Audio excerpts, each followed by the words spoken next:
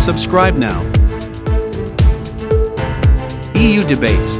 The situation requires a high-level diplomatic involvement, and we have to do a kind of political pedagogy in order to explain which are the causes of the war and which are the consequences of this war.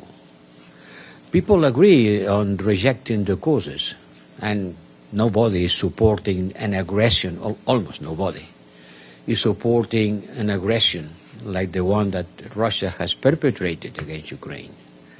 But when we come to the consequences, certainly people are much more worried about the consequences than in the causes, because the consequences, they suffer. We suffer. The whole world is suffering. Ukraine is being bombed by missiles, and the rest of the world is being bombed by high prices of electricity, fuel, and food, which creates inflation, which makes the central bank reacting, raising interest rates, which creates financial trouble, which is low growth, which creates unemployment. And this is a vicious circle. The whole world is paying the consequences of this war, not the sanctions. Yesterday, we had to issue a new statement from the European Union in order to insist on what I've been saying since the beginning.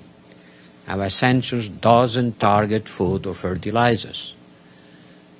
The trade of food and fertilizers is free. And we clarify one again to all economic actors, providers of insurance, providers of services, transportation, that they can be involved on exports of food and fertilizers from Russia to the whole world. Look, we Europeans, we are buying fertilizers to Russia. So how could we preventing third countries also buying fertilizers if we do? So no problem with that. It's clear.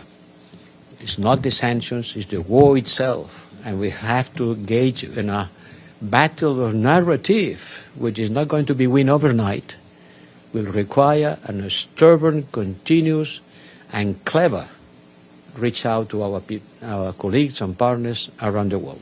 I can take more questions because I understand the situation required. Okay.